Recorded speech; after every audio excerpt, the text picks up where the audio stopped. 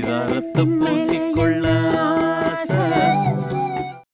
அரிதாரம் நண்பர்கள் எல்லாருக்கும் வணக்கம். நம்ம ஒவ்வொருத்தருக்குள்ளேயும் கலந்து கிடக்கிற தமிழ் பாரம்பரிய கலையான இந்த நாடக கலையை எதிர்கால தலைமுறைக்கு பதிவு பண்ணணுன்ற நோக்கத்தோட எங்களுடைய சுய செலவுல அரிதாரம் யூடியூப் சேனலை நடத்திட்டு வரோம். இந்த நாடக பதிவுகளை நாங்க தொடர்ந்து செய்யணும்னு நீங்க நினைச்சீங்கன்னா இந்த QR கோடை பயன்படுத்தி உங்களால் இயன்ற உதவியை செய்து எங்களுடைய இந்த பணிக்கு ஆதரவு கொடுக்குமாறு அன்போடு கேட்டுக்கிறோம்.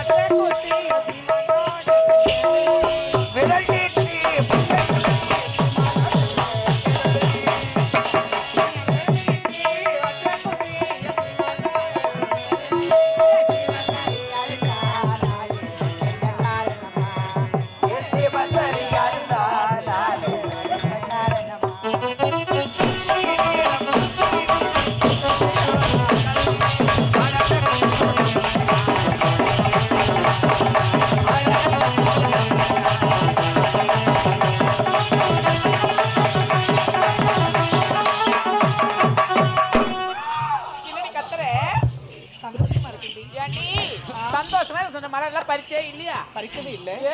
சந்தோஷத்துல மறந்தே போயிட்டேன். என்னடி சொல்ற? சரிடி.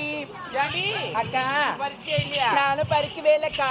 என்ன செஞ்சீங்க? நீங்களா பறிப்புன்னு எதிர்பார்த்தேங்க்கா. யாரா பறிச்சு வச்சாங்க அப்படியே எடுத்துட்டு போயிடலான்னு பாக்கறியா? இல்லக்கா, வயசுல பெரியவங்க நீங்க தானே, ஆனா நீங்க பறிச்சு தருவீன்னு நான் எதிர்பார்த்தேன். பறிச்சு கொடுக்குறோம், ஆண்ல லம்பா தூக்கி வச்சுட்டு போயிடுவேன். என்னக்கா அப்படி எல்லாம் பேசுறீங்க?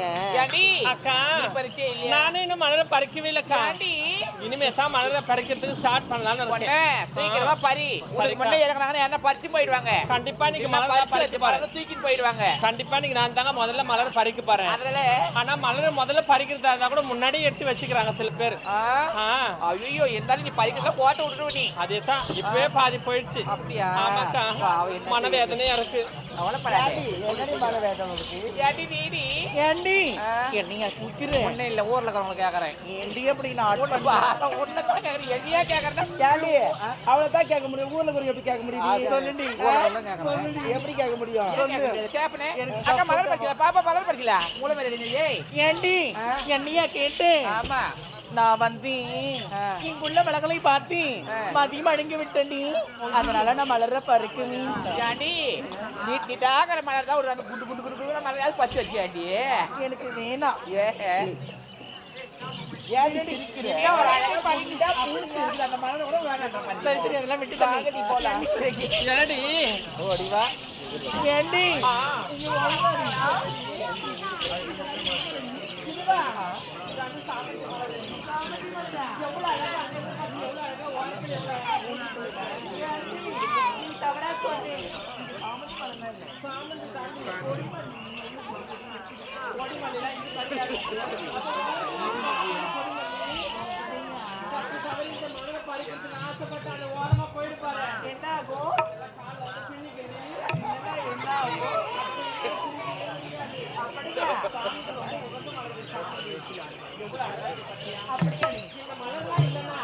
எங்க இருக்கிறவங்களுக்கு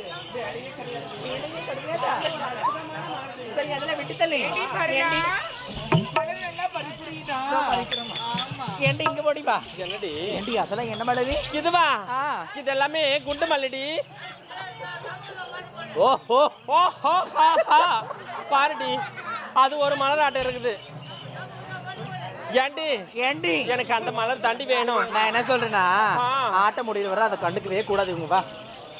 ஏண்டி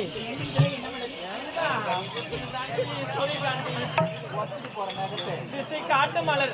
அது என்ன செய்யும்? அது எப்பவுமே திசை காட்டுனே இருக்குடி. அப்படியா? ஏண்டி ஆ.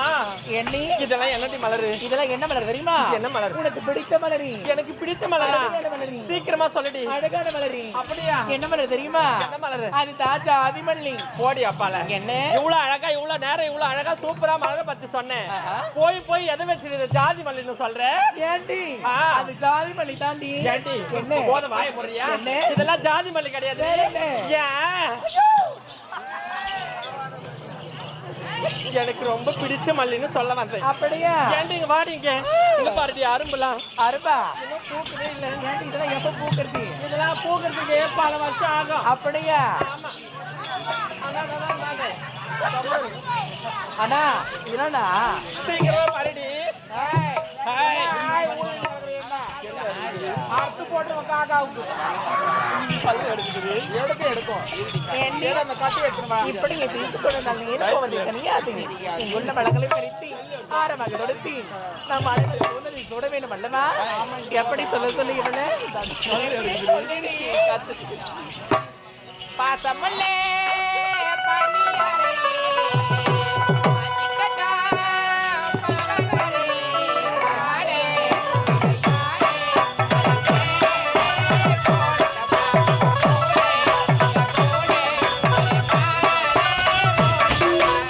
ஆ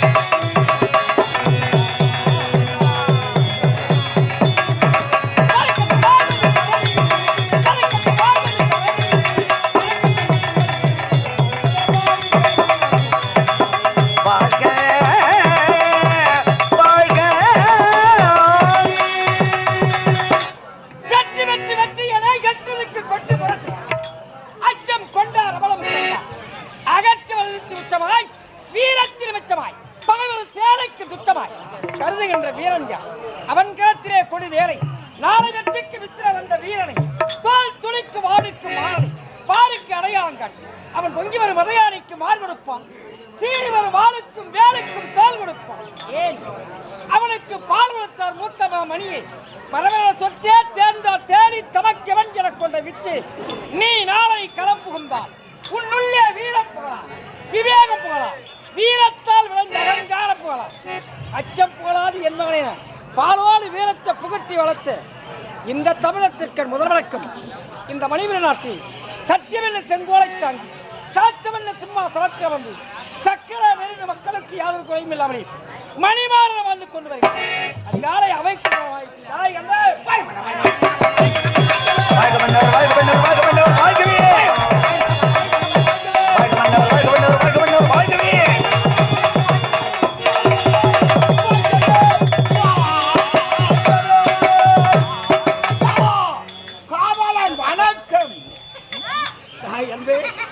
நீ இன்று மாதம் சென்று இருக்க வேண்டும் என்று என் உளமாற நல்லா இருக்கிறேங்க. நீ நலமோடு சாயுமாகிற ஒரு பிரச்சனையும் கிடையாது. அப்படியா? ஆமா. சரி விடு.